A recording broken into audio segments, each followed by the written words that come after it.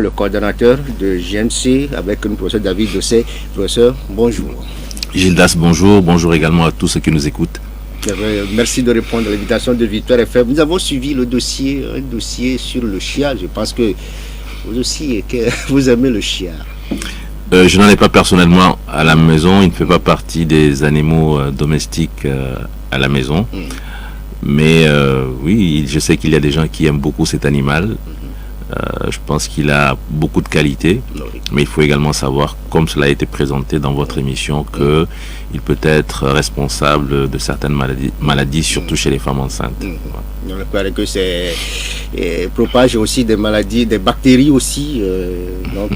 Il défèque aussi n'importe où de la maison, et les eaux de ruissellement peuvent quand même amener ces microbes-là dans la nourriture. Donc, sur le plan sanitaire, on doit quand même prendre soin. Oui, c'est toujours toutes les mesures d'hygiène que nous conseillons aux gens.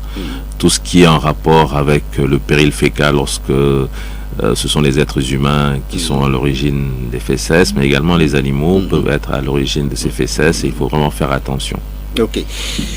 L'actualité, elle est là. Au lendemain de l'expiration de son ultimatum à la junte nigérienne, la CEDEAO annonce un nouveau sommet extraordinaire sur jeudi prochain, toujours à Abuja, dans la résolution de la crise nigérienne. Professeur David Dossé, comment analysez-vous la situation qui prévaut au Niger depuis le 26 juillet dernier, date où les militaires ont renversé le président Bazoum?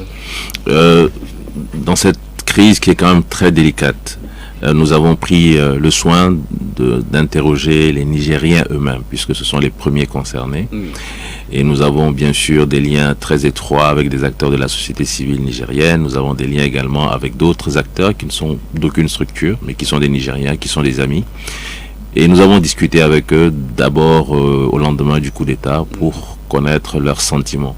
Et de façon unanime, tous nous ont dit: nous condamnons ce coup d'État, parce que ce coup d'État met fin à un processus de construction de la démocratie nigérienne, qui n'est pas un modèle de démocratie, qui a ses défauts, mais c'est un processus qui est en cours et qui a permis d'amorcer la limitation du nombre de mandats présidentiels avec le président Issifou, qui était un dictateur, mais qui est quand même parti.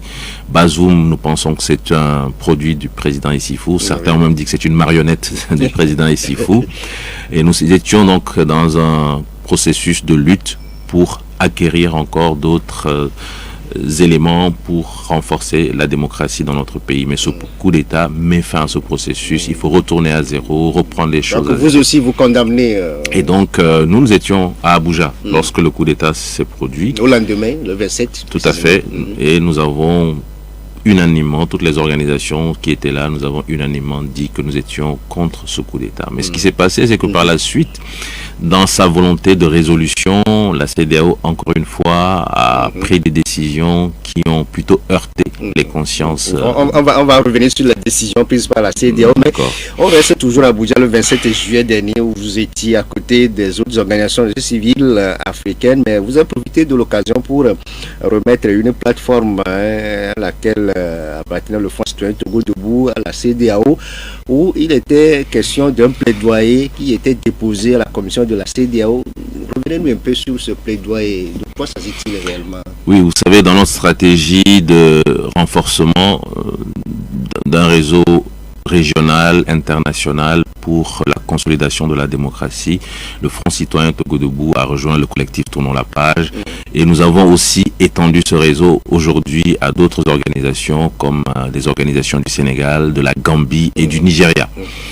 Et en juin, en fait, il faut le rappeler, nous avions déjà adressé une déclaration forte à l'adresse de la CEDEAO, et dans cette déclaration, nous disions clairement que pour nous, il était important désormais que la CEDEAO règle les vrais problèmes.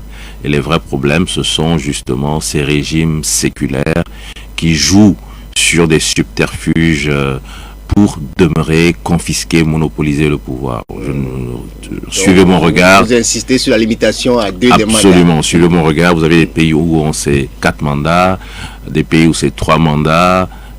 Et pour ce faire, qu'est-ce qu'on fait? On modifie la Constitution et après on remet les compteurs à zéro et on dit c'est une nouvelle république. Comme ce qui se fait actuellement en République centrafricaine. En République centrafricaine, au Togo, n'oublions pas notre propre pays. En Côte d'Ivoire, ça s'est fait également en Guinée. Et nous avons dit que ce sont justement des situations pour lesquelles la CEDEAO n'apporte pas de solution. Et ce sont ces situations qui incitent aujourd'hui à d'autres systèmes de dévolution du pouvoir, comme les coups d'État militaires. L'exemple de la Guinée, c'est un exemple frappant. Un chef d'État qui fonce, qui rue dans les brancards, qui dit je dois faire un troisième mandat en dépit de l'opposition de son peuple. Finalement, il y arrive et c'est l'armée qui le dépose. Le président Macky Sall aussi était dans cette stratégie et finalement, heureusement qu'il a écouté la voix de son peuple. Donc tout cela nous a incité à dire nous ne pouvons pas rester les bras croisés. Nous sommes de la société civile, nous avons notre mot à dire. Et donc en juin, le 8 juin, nous avons adressé une missive à la CEDEAO. Nous avons appris par la suite que cette missive a été distribuée à plusieurs délégations lors de la session ordinaire à Bissau. Et cette fois-ci, nous nous sommes dit il faut aller à Abuja, au cœur de la cette conférence de presse, et nous avons réitéré notre message. Un appel à la CEDEAO pour commencer à s'occuper des chefs d'État. Et donc, nous avons fait cette conférence de presse, nous avons pu rencontrer également certains dignitaires de la CEDEAO, et nous envisageons très prochainement un retour en plus grand nombre, un retour en plus grosse délégation à la CEDEAO pour continuer à marteler ce message pour que la CEDEAO vraiment comprenne qu'aujourd'hui, il ne s'agit plus simplement des putschs militaires, mais des putschs constitutionnels aussi. Des putschs constitutionnels, très bien, et des putschs électoraux. Ok, voilà. Justement, on va voir ce que ça va donner. Mais par rapport à la CEDEAO, dans la gestion globale de ce qu'on a vu en Guinée, au Mali, au Burkina Faso, et récemment au Niger, globalement, en vous écoutant, c'est comme si la CEDEAO ne répond pas favorablement, ne prévient pas ces coups d'État-là. Oui, bah, c'est ce que nous essayons de dire, c'est-à-dire que vous avez les années 1980 où, en Afrique de l'Ouest en tout cas, c'était essentiellement des régimes militaires, avec tous les côtés néfastes que nous avons connus.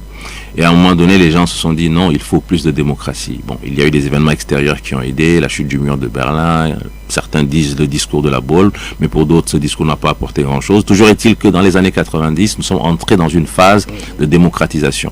Vous savez que le Bénin a organisé sa conférence nationale souveraine, qui a ouvert la voie dans beaucoup de pays francophones à d'autres conférences nationales. Et ça a permis le multipartisme. Au Togo, avant, c'était uniquement le RPT. Mais grâce à cela, nous avons eu d'autres partis politiques.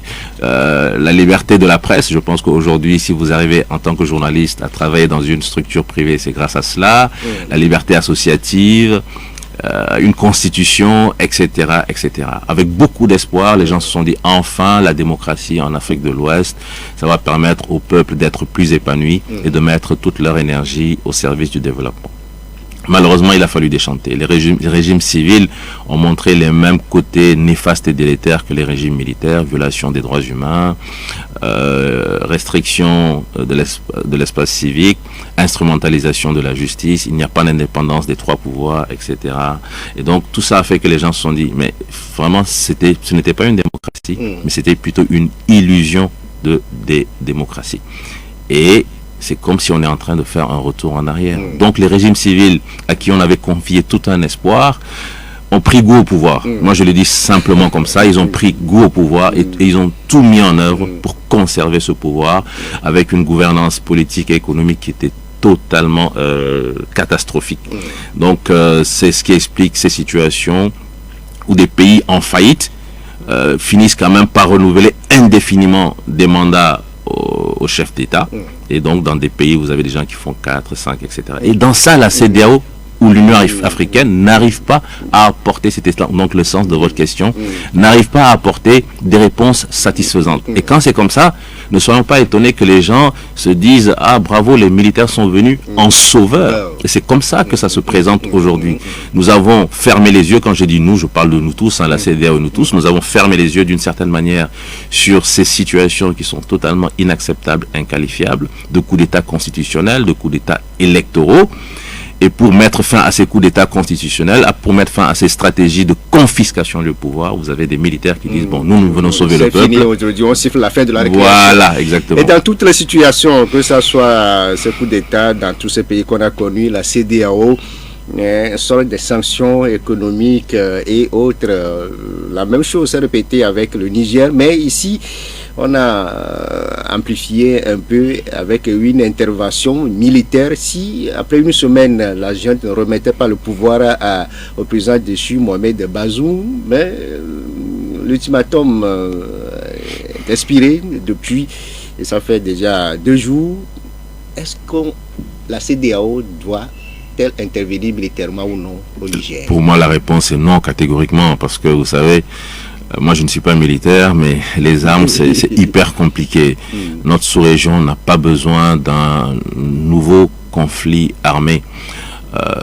Sans même entrer dans le détail, les Maliens, les Burkinabés qui disent qu'ils prendront fait et cause pour l'armée nigérienne, sincèrement je pense que ce n'est pas la bonne solution. Il faut peut-être agir autrement. La diplomatie est là, les négociations sont là, c'est extrêmement difficile. Il semble que les discussions sont extrêmement difficiles, mais la situation est difficile, donc il faut l'accepter. Pour moi, les armes ne constituent pas une solution dans cette affaire. Si c'est pour vous répondre, je vous réponds clairement. Les armes, je ne sais pas ce que ça va donner. On va voir ce que ça va donner jeudi prochain à ce nouveau sommet. Mais la position du Togo dans ce dossier, oui, pour les sanctions de la CEDEAO, mais contre l'intervention militaire. Il faut en tout cas négocier. Il faut aller en discussion avec les militaires. Unanimement, vous savez, comme je l'avais dit au début de votre émission, pratiquement tout le monde, toute la société civile nigérienne était contre le putsch, mais c'est l'annonce par la CEDEAO de cette menace d'intervention militaire, ce sont les propos également des autorités françaises, tout cela fait que finalement, ça a agrégé l'opinion nigérienne autour des militaires. Et je discutais avec un ami nigérien qui me disait, mais tu sais, aujourd'hui, plus personne ne parle du putsch. Les gens ont oublié le putsch. Aujourd'hui, c'est l'armée française veut nous attaquer, l'ancienne puissance coloniale veut nous attaquer. Il faut faire un bloc. Pour contrer cette attaque. Ils sont partout aujourd'hui pour faire la veille autour de leur pays. Revenons au Togo, parce que David Dessay, depuis le 3 août dernier, vous avez eu de nouvelles responsabilités. Vous avez été désigné pour diriger pour le moment le grand mouvement citoyen pour la refondation du Togo, le GMC. D'abord, pourquoi un nouveau regroupement? Quand vous observez la situation du Togo, 2017-2018, le peuple s'est levé pour demander à ce qu'on mette fin à cette énième velléité de confiscation du pouvoir politique, comme c'est le cas dans notre pays.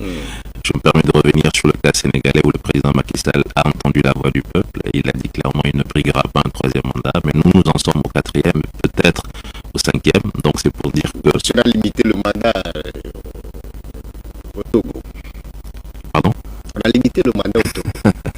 On l'a limité au Togo, effectivement, on l'a relimité, il faut le dire, en 2019, et on a refusé de le limiter à la CEDEAO. Moi, je n'ai pas compris pourquoi. Donc, c'est un gros point d'interrogation sur l'avenir de notre pays.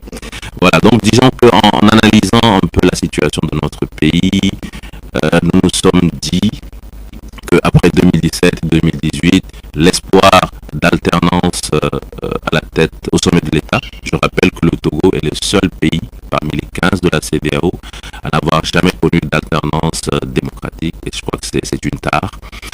Et tenant compte de ça, tenant compte des sacrifices des populations togolaises, et tenant compte de la situation où on se retrouve aujourd'hui, où on a le sentiment qu'il y a eu beaucoup d'efforts, mais qui n'ont pas abouti, et tenant compte de cette situation de découragement, de léthargie, les gens sont désabusés, on s'est dit qu'il fallait revenir avec quelque chose de nouveau. Et donc pour nous, le GMC, c'est une proposition nouvelle, c'est une offre nouvelle aux citoyens togolais, à la population togolaise, et nous disons, nous venons simplement avec une offre d'espoir, un message d'espoir.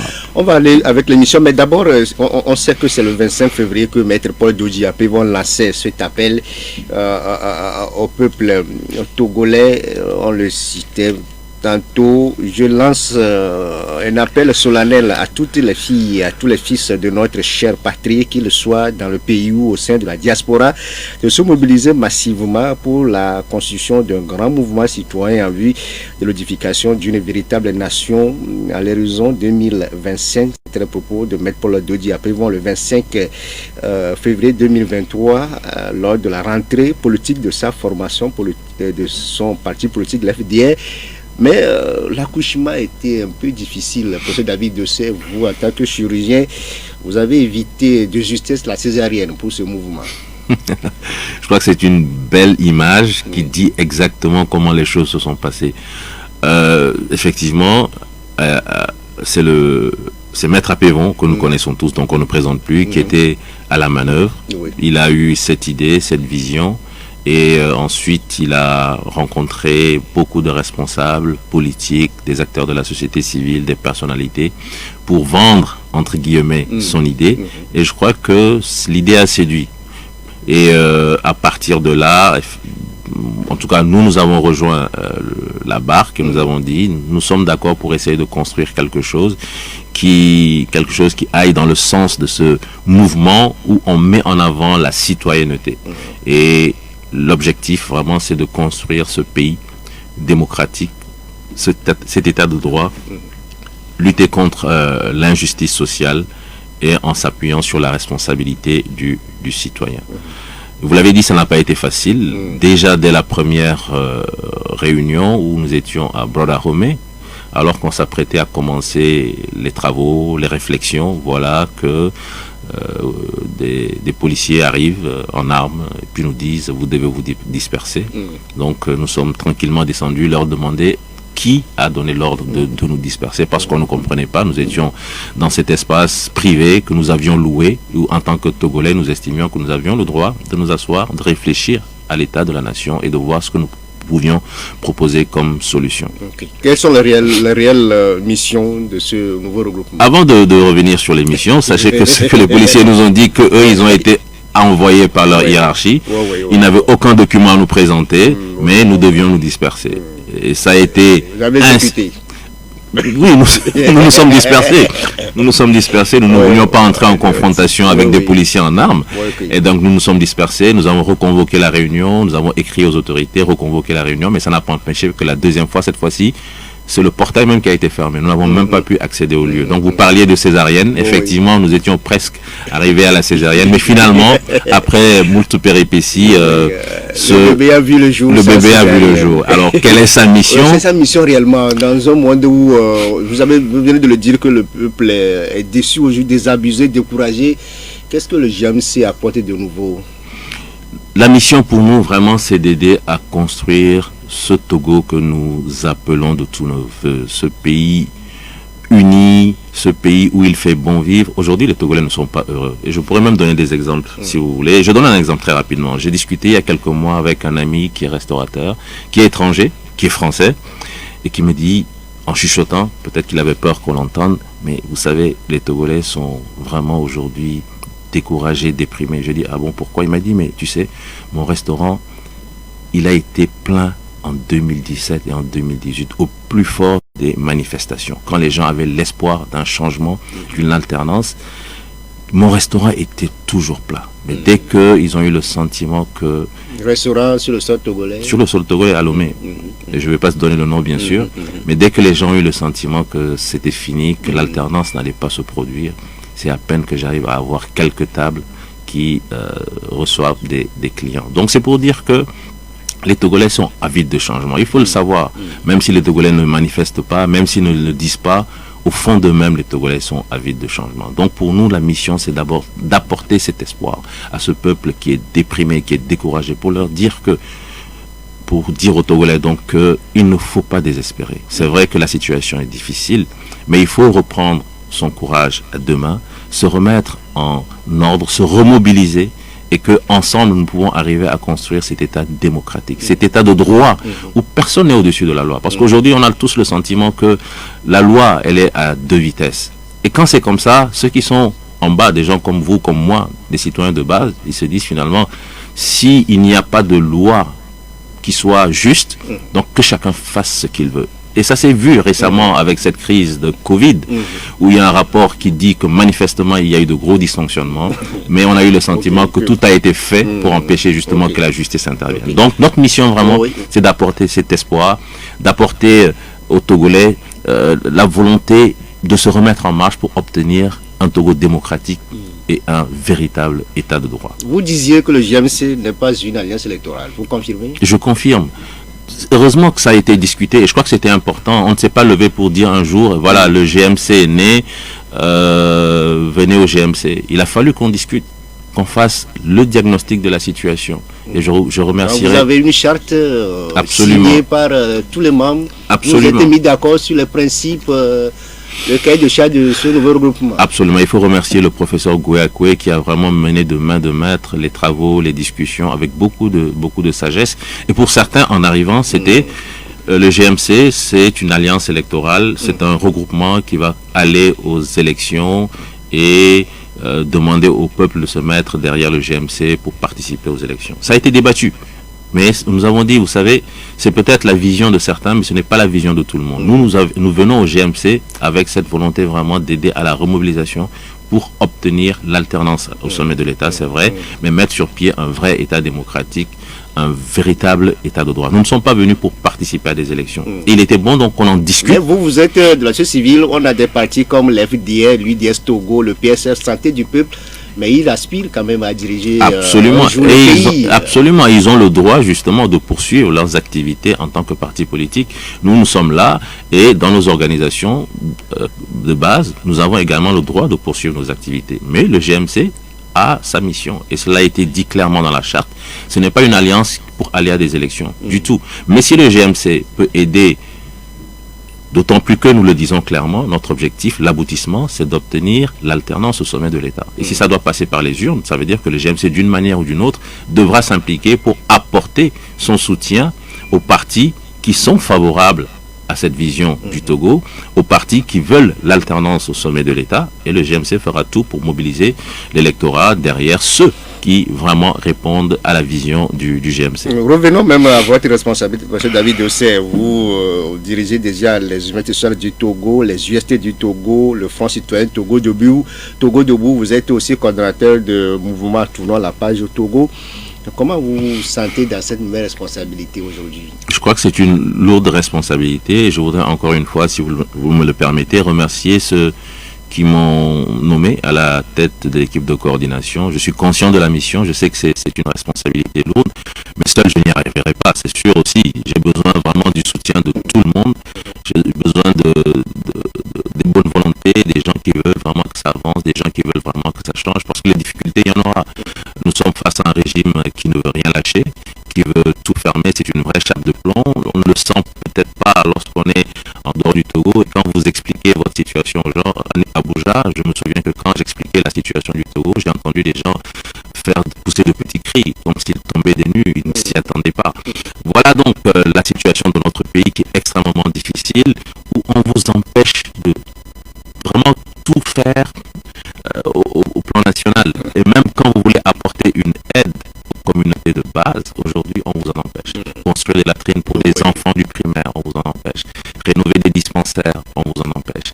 Et moi, je dis parfois aux gens, vous savez, si vous voulez continuer comme ça, je vous demande simplement d'aller fermer les urgences chirurgicales du CHU Sylvanus Olympio, parce que je revendique que ça, c'est quand même notre œuvre, c'est notre lobbying qui a permis au PNUD d'intervenir au CHU Sylvanus Olympio.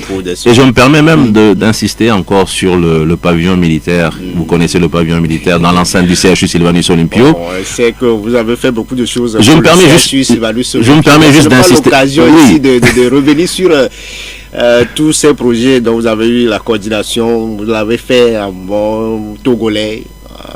Bon médecin, vous l'avez fait, mais on va revenir sur au-delà de ces formations politiques, les FDL, les UDS Togo, PSR et Santé du Peuple. Quels sont les autres membres qui composent ce nouveau groupement? En dehors des partis politiques, vous avez bien sûr les organisations de la société civile et vous avez des personnalités indépendantes. Donc c'est comme ça que ça se présente, mais de façon vraiment décloisonnée. On n'a pas un groupe de partis politiques, un groupe d'organisation de la société civile et un groupe de personnalités. C'est peut-être plus simple de le présenter en disant ceux-là représentent des partis politiques, ceux-là représentent des organisations de la société civile. Mais dans les faits, nous tenons à un véritable décloisonnement. Ce qu'on met en avant, c'est vraiment le caractère de citoyen togolais. Et lorsqu'on intervient, on n'intervient pas en disant je suis chef de parti, je suis politicien. Non du tout, je suis citoyen togolais. Et voilà ce que je propose en guise de stratégie. Voilà ce que je propose pour nourrir le plan d'action. Voilà ce que je propose pour apporter l'information aux citoyens de base, qu'ils soient à Lomé, à Senkassé, à Djarpanga, à Sotoboua, etc. Quel est votre agenda? Parce que le nouveau regroupement est né, il faut le faire connaître par la population. Absolument. Sûrement que vous avez un agenda bien concocté pour l'installation. Disons que le plan d'action n'est pas fini. Le plan d'action, nous avons démarré et nous espérons le finir peut-être cette semaine-ci. Et si nous n'y arrivons pas, l'impossible n'est tenu, nous aurons certainement terminé le plan d'action d'ici à la fin du mois d'août. Et alors, à partir de là, on pourra être beaucoup plus explicite en termes d'activité, en termes d'agenda. Donc, je ne voudrais pas trop m'avancer, d'autant plus que je ne suis pas le seul. Nous sommes une équipe de coordination. Et au-delà de l'équipe de coordination, vous avez la grande conférence de tous les responsables des partis politiques, des associations. Et c'est ensemble que nous sommes en train de réfléchir à l'élaboration de ce plan d'action. Mais ce qui est là, on l'a appris, vous l'avez sillonné tout le territoire togolais. Bien sûr. C'est une nécessité absolue. Le pouvoir fait tout pour que lorsque vous sortez de Lomé, vous vous retrouvez dans une salle, ce sont les gendarmes qui viennent vous déloger. On ne veut pas que l'information arrive. Il faut que l'information arrive partout, même dans les villages les plus reculés. Les gens doivent savoir combien ce pays est en train de souffrir, combien la corruption est systémique dans ce pays. Et moi, ça m'offusque de savoir que après autant d'années de pouvoir, on n'est pas arrivé à améliorer l'état de la corruption au Togo. Quand vous prenez l'indice de la corruption tel qu'il a été édicté pour le Togo en 2022, les données mondiales, Transparency International, qu'on vous dise que le Togo est à 30 sur 100, c'est inacceptable. Je ne sais pas ce qui se passe à la tête de l'État. Je vais essayer de me calmer pour ne pas dire de mauvaises choses, mais c'est inadmissible que nous soyons à 30 sur 100 comparativement à un pays comme le Rwanda qui a connu la guerre qui est à 50 sur 100, comparativement à un pays petit comme le Togo, comme le Cap vers le Botswana. Ce sont des pays qui sont à 60 sur 100. Et nous, au Togo, on n'arrive pas à décoller. On tourne toujours entre 25 et 30 sur 100 depuis des décennies. C'est inacceptable. Ça veut dire qu'une grosse partie des ressources de ce pays se retrouvent dans des poches d'individus au lieu de servir à améliorer la santé, à améliorer l'éducation. Et j'étais en train de parler du pavillon militaire. Ça me permet de dire que je trouve inacceptable qu'aujourd'hui, 3 blocs, quand je parle de blocs, je parle bien sûr de blocs opératoires, je suis chirurgien, que les 3 blocs du pavillon militaire soient non fonctionnels depuis des mois. Je trouve ça inadmissible. Inadmissible. Parmi les personnalités qui sont membres de ce nouveau regroupement à la table, l'autre fois on voyait professeur Goyakoui, Dodinete Koumou de veille économique et de la coalition Lidao, et le professeur Zesata Ziavon, ancien coordonnateur du collectif Sauvons le Togo, justement pour certains. Est-ce que le JMC ne va pas mourir tout comme le CST? On va revenir. Quels sont les nouveaux espoirs? On a vu, c'est la même composition presque au niveau du collectif Sauvons le Togo. Qu'est-ce qu'il y a de particulier pour que le GMC ne subisse pas le même sort que le collectif Sauvons le Togo? Madame, monsieur, on marque la pause, on revient avec le professeur David Dossé, le coordonnateur du grand mouvement citoyen pour la refondation. Du grand mouvement citoyen togolais pour la refondation, le GMC, c'est un mouvement de mobilisation et de citoyenneté. Professeur David Dossé, on le disait tantôt, le collectif Sauvons le Togo, le FRAC, la coalition arc-en-ciel, la C14, la DMK et la DMP aujourd'hui. Qu'est-ce qui n'a pas marché pour ces mêmes regroupements à l'image du GMC que vous voudrez bien corriger maintenant? Une chose est certaine, c'est qu'il y a, comme vous venez de le rappeler, il y a eu des regroupements, il y a eu des coalitions avec des forces, mais aussi avec des faiblesses. Et c'est ça qui explique justement que la lutte jusqu'ici n'est pas aboutie. Donc le GMC n'a pas pour prétention d'être le plus reluisant, mais nous avons surtout pour stratégie de bâtir à partir de l'ancienne corde. C'est-à-dire que nous allons nous servir des expériences des uns et des autres. Nous allons écouter les uns et les autres par rapport à leurs griefs lorsqu'ils étaient dans ces coalitions. Qu'est-ce qu'ils n'ont pas aimé? Qu'est-ce qui a entraîné la destruction de ces coalitions? Et voir également quels étaient les éléments de force de ces coalitions pour essayer de bâtir quelque chose. Donc nous restons vraiment très humbles dans notre façon de faire les choses. Nous ne venons pas dire que les autres ont été très mauvais, qu'ils ont échoué, que nous allons forcément réussir. Non, du tout.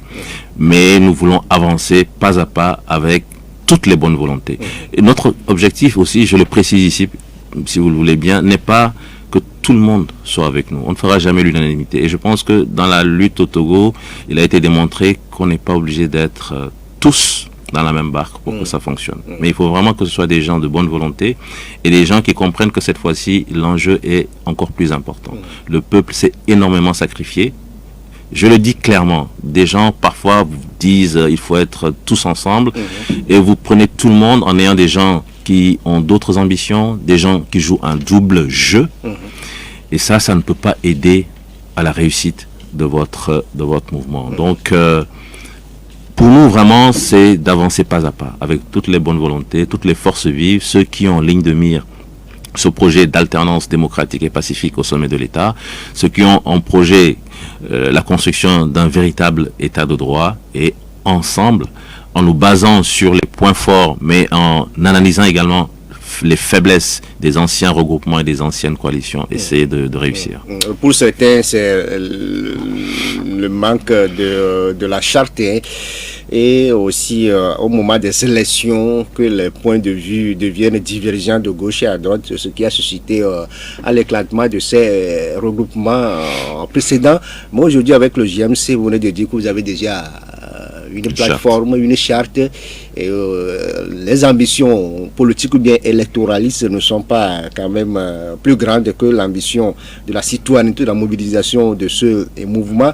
Mais pour certains, est-ce que vous aurez aussi à lancer des appels à des mobilisations dans le Grand Lomé, peut-être pour la reprise du recensement de la zone numéro 1? Comme je l'ai dit, le plan d'action est en train d'être élaboré. Je ne me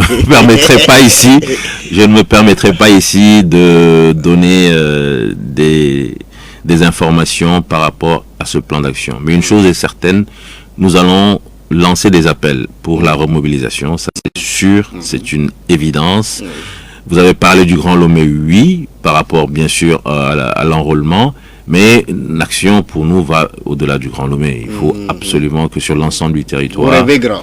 Nous rêvons grand parce que nous avons le droit de rêver grand parce que nous sommes Togolais. Aujourd'hui, je me souviens que la fois dernière, quelqu'un disait il faut très vite organiser une rencontre, une manifestation à Kara. Nous devons être à Kara et partout. Personne ne peut nous interdire. Moi, je suis Togolais. Je me sens Togolais à Lomé. Mon village à Glidi, à Kara, à Sokole, à Dapan, je me sens Togolais. Pourquoi est-ce qu'on m'interdirait l'accès à certaines parties de ce pays, comme c'est actuellement le cas, où lorsque vous devez vous réunir, on vous interdit de le faire. Lorsque vous devez aider une communauté, on vous interdit de le faire. Pour le moment, nous n'en parlons pas beaucoup, mais un moment viendra où on va poser la question sur la table et essayer de comprendre ce qui se passe. Est-ce qu'il y a des Togolais, je ne sais pas, de seconde zone et des Togolais exactement. Exactement. Okay. Mais le mouvement est ouvert à tout le monde. Comment se fait quand même l'adhésion? Est-ce qu'on vient parce qu'on est Togolais? C'est d'abord être citoyen togolais. On ne vient pas en disant j'ai une étiquette de parti politique forcément, ou j'ai une étiquette d'organisation de la société civile. Je viens d'abord avec vraiment cette étiquette de citoyen togolais qui veut le changement pour le Togo. Bien sûr, ça ne veut pas dire qu'il suffit de le dire ainsi pour être admis. Il y aura certainement, et ça c'est pour protéger le mouvement, quelqu'un avait parlé de filtre, je vais utiliser le même terme, une façon de filtrer peut-être les adhésions. Il y aura peut-être des adhésions en périphérie, si on n'est vraiment pas très sûr. Et c'est pour dire qu'il y aura plusieurs strates en termes d'information. Des antennes régionales peut-être? Pardon, des antennes régionales? Ah oui, bien sûr, bien sûr. Ça, c'est même inscrit dans la charte. Localement, nous avons prévu un déploiement de ce mouvement, et également dans la diaspora, parce qu'il est important qu'on puisse aider cette diaspora à se réorganiser, qu'elle ne soit une diaspora désabusée, partagée aujourd'hui et inscrite essentiellement dans la lutte sur les réseaux sociaux. Je pense qu'il faut absolument qu'on sorte de ce schéma. La diaspora a fait beaucoup par le passé, elle peut produire et apporter énormément dans le futur, et donc c'est dans ça qu'on s'inscrit au niveau du GMC, et même je me permettrai de dire au niveau du Front Citoyen Togo-Dogo, parce que nous avons prévu très prochainement des actions avec la diaspora vers laquelle nous comptons aller. Ok. 92 02 80 63 99 70 70 90 avec nous. Des questions maintenant au nouveau coordonnateur du mouvement, du grand mouvement citoyen pour la refondation du Togo. Le premier intervenant, c'est M. Gado. Bonjour, M. Gado. Bonjour, Gilbert. Comment vous allez, M. Gado? Très bien, professeur, bonjour. Bonjour, comment allez-vous, M. Gado? Bonjour, très bien, professeur. Bon, professeur, vous savez, cette institution qu'on appelle la CEDEAO est déjà morte. Mais les gens veulent la tenir toujours en vie. S'il vous plaît, si vous êtes à la tête de cette institution, comment vous faites pour réhabiliter cette société? Et surtout, pour éviter le coup d'État. Parce que les coups d'État ont de bonnes raisons. Franchement, on a des présidents marionnettes qui suivent franchement les plans, sans regarder la population. Et si vous êtes à la tête de cette institution, comment vous allez faire? Merci, bonne journée. Bonne journée à vous, M. Gado. Derrière vous, on prend l'autre qui se signale au bout du fil. Et c'est M. Pelé. Bonjour, Pelé. Oui. Professeur, bonjour. Monsieur Pelé, comment allez-vous? Oh, très bien. Fidèle au rendez-vous. Oh oui.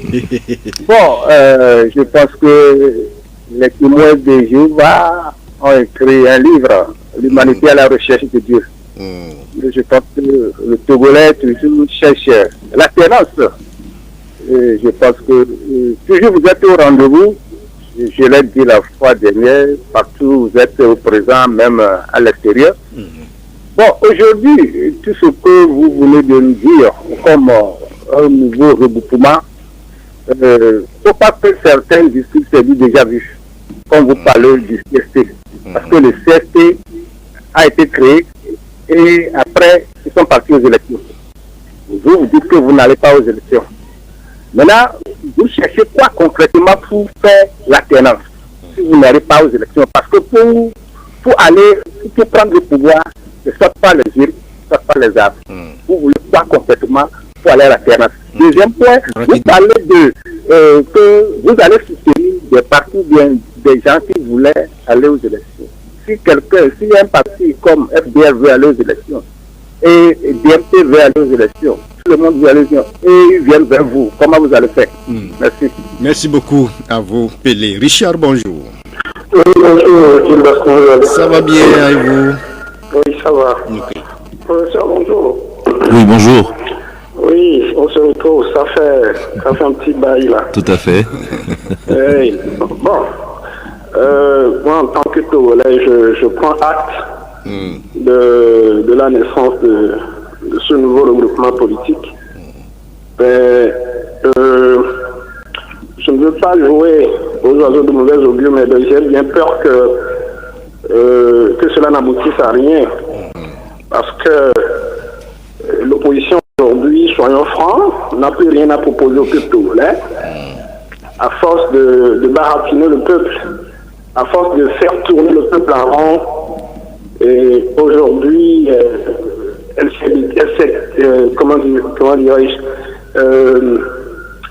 s'est décrédibilisée et a de la peine à se relever. Et donc, je ne crois pas que ce soit ce regroupement politique qui va changer la donne. Parce que les figures qui composent ce regroupement, nous les connaissons. Il y a vous-même, le professeur Dosset, il y a, dont on connaît un peu le radicalisme, votre mode opérateur, c'est ça. Et il y a Maître Apévon, dont on connaît aussi les va-et-vient, et d'autres figures, notamment, qui nous inspirent plus confiance. Et donc, vu tout cela est fort de tout ce que je viens de dire, j'ai bien peur que ce regroupement politique ne puisse donner quoi que ce soit. Voilà mon analyse. Merci. Merci beaucoup. Le dernier pour boucler les réactions téléphoniques. Bonjour. Bonjour, je vous ai prise au vol. Madame, mais je sais que c'est le docteur qui est là avec le professeur David Dosset. Un nouveau regroupement. Oui. L'opposition, je veux dire au Togo aujourd'hui là, que l'opposition est bel et bien là. On a une opposition forte au Togo. Ça c'est un. Et maintenant, est-ce que docteur, est-ce que tu penses qu'on est dans une république qui a une constitution? Est-ce qu'il y a besoin de toutes ces souffrances, de regroupement, de manifestations, de carnage, tout ça là, pour qu'on alterne dans une république? Non. On a une constitution qui part à tout ça. Comment se fait-il? Il faut qu'on commence par porter plainte. il faut qu'on commence par leur justice là. Il faut porter plainte des mandats non limites et la razzia et des fraudes terribles et tout ça là. Et il faut commencer par porter plainte. Ok. Pour qu'on souffre, quoi, pour qu'on soit bien. Ok, merci beaucoup à vous, madame Messi. Merci beaucoup. C'est vous d'ailleurs qui bouclez les réactions téléphoniques de cette émission. Professeur David Dossé, rapidement avec Gado, il revient sur la CEDEAO qui, selon lui, est déjà morte. Mais il se pose la question, si on vous désignait un jour, bon, vous n'êtes pas chef d'État, mais si il arrive de diriger cette institution sous-régionale, quelle sera la thérapie quand vous êtes médecin, professeur? Est-ce qu'il y aura de la chirurgie? Est-ce qu'il y aura des produits simples pour notre CEDEAO? Vous savez, il est à l'agonie selon M. Gado. Vous savez, déjà en 2018, nous avions publiquement annoncé que nous retirions notre confiance à la CEDEAO. C'était lors d'une... Et vous le maintenez aujourd'hui? En fait, je dis aussi souvent que la CEDEAO est à la fois le problème et la solution. C'est-à-dire que c'est par ces attitudes qui démontrent sa politique de 2 poids 2 mesures. Donc c'est par ces attitudes que la CEDEAO fait que les peuples d'Afrique ont perdu confiance. On a le sentiment qu'elle met tout en œuvre pour soutenir les chefs d'État et pour ne pas répondre aux préoccupations des populations. Et donc la solution, elle est là. Mettre plus d'énergie pour répondre aux vraies aspirations des peuples. Et ça s'est vu au Togo, où la CEDEAO est venue en disant « Nous vous avons entendu, nous allons soutenir le peuple togolais ». Mais à la fin, c'est autre chose qui a été fait. Et donc, pour dire les choses simplement, puisqu'il y a d'autres questions qui attendent derrière, la CEDEAO n'a pas apporté des réponses lorsqu'il y a eu des coups d'État constitutionnels, je me répète, lorsqu'il y a eu des coups d'État électoraux, des coups d'État qui ont fait que les volontés populaires n'ont pas été respectées. Des coups d'État qui ont fait que des pouvoirs se sont maintenus contre la volonté de leur peuple. Et donc, ça fait que ça a décrédibilisé cette institution. Et quand elle vient pour dire il y a des putschs militaires qui apparaissent comme étant salvateurs, les peuples ne comprennent plus. Voilà, donc la solution est là. Il faut que la CEDEAO prenne en compte les vraies aspirations des peuples. Pour rappeler, c'est vrai qu'aujourd'hui, la TENAS est devenue comme un serpent de mer pour les Togolais. Mais ce qui est là, c'est que les Togolais aspirent ardemment à avoir cette TENAS. Mais vous disiez tantôt que vous n'allez pas conquérir le pouvoir, mais vous comptez aider les autres partis politiques qui veulent aller à ces élections. Mais pour Pelé, comment pensez-vous obtenir cette alternance si vous ne voulez pas aller aux élections? Alors, je vais dire une chose simple. Notre force, c'est le peuple. Et à partir de là, imaginez un peu tous les schémas possibles à partir des exemples qui existent sur le continent africain, sur le continent asiatique ou ailleurs. Lorsque le peuple décide de prendre son destin en main, lorsque le peuple se lève, il peut renverser les montagnes. Et donc, notre force, c'est le peuple. Tout pour nous passera par l'éveil des consciences, par la sensibilisation du peuple et par la remobilisation de ce peuple. Et donc, le principal canal pour nous, c'est d'aller vers ce peuple. Et c'est pour ça que je le dis tout le temps. Nous n'allons pas rester à Lomé. Nous irons dans tous les coins et recoins. C'est notre ambition en tout cas. Donc, au moment de soutenir les partis, c'est ceux-là qui sont membres du GMC. Membres du GMC. Ça aussi, je le dis clairement. Je pense qu'il y a eu des discussions avec des partis politiques. Et certains ont estimé qu'il n'était peut-être pas nécessaire d'être membre du GMC pour des raisons qui leur sont propres. Une chose est certaine, nous n'avons pas cette idée de dire soit vous êtes avec nous, soit vous êtes contre nous. Le GMC est ouvert, le GMC a une vision. Nous savons qu'il y a d'autres entités qui ont aussi une vision. Mais si nous estimons que dans leur vision, dans leur démarche, de sincérité, de vérité, parce qu'il y a aussi une façon de faire la politique, et dans leur démarche de sincérité et de vérité, il y a d'autres partis, d'autres groupements qui ont les mêmes aspirations. Nous pouvons apporter. Pour Richard, c'est vrai qu'il ne veut pas être un morceau de mauvaise augure envers vous, mais pour lui, il n'attend rien de ce nouveau gouvernement aussi, le cas de Maître Paul Dodiapé. Bon, pour lui, c'est déjà vu. Oui, j'aime bien Richard parce qu'il intervient toujours comme malheureusement un oiseau de mauvaise augure. Et à chaque fois, l'histoire démontre que j'ai eu raison dans mes interventions et qu'il a eu tort. Et habituellement, il est beaucoup plus affûté dans ses analyses. Cette fois-ci, je trouve que ses analyses sont un peu tirées par les cheveux. Mais je vais répondre ainsi. L'opposition n'a plus rien à offrir. Je ne suis même pas là pour défendre l'opposition parce que ce n'est pas un regroupement politique. Mais personnellement, je pense de la santé. Amnesty qui nous dit qu'au Togo, les femmes accouchent par terre. Alors si c'est ça ce que le pouvoir togolais offre aux populations et qu'il soutient, je suis vraiment désolé pour monsieur Richard. Je parlais de la corruption. Le Togo, on nous dit que c'est pas un pays riche. Mais quand on nous dit que, je ramène la note sur 10, c'est peut-être plus expressif que le Togo, depuis 20 ans, togolais à offrir au peuple togolais. Prenez le Bénin, à l'espace de 2 mandats, on est passé de 3 sur 10 à 4,3 sur 10. Le Rwanda, on est passé à 5 sur 10, on a la moyenne. Le Botswana, on est à 6 sur 10, ce sont de petits pays comme le Togo. Donc ne dites pas que c'est même pas la taille, c'est la taille du pays qui explique cette situation. Monsieur Richard, je vous renvoie à tous ces chiffres pour vous peut-être batailler vraiment pour une alternance. Pour votre réponse et votre conclusion rapidement. Nous sommes là pour apporter une offre nouvelle, une nouvelle vision d'espoir. Nous ne sommes pas là en disant que nous sommes les plus grands, nous sommes les plus intelligents du tout. Nous venons avec vraiment cette envie d'humilité et nous invitons les bonnes volontés. Merci beaucoup, professeur David Dossé, premier porte-parole du Front citoyen Togo Debout et nouveau coordonnateur du Grand Mouvement citoyen pour la refondation du Togo, le GMC, porté sur les fonds Baptiste Mo le 3 août dernier à la Maison de la Santé. C'est un mouvement citoyen et de mobilisation des peuples togolais. Madjoy était sur la page Facebook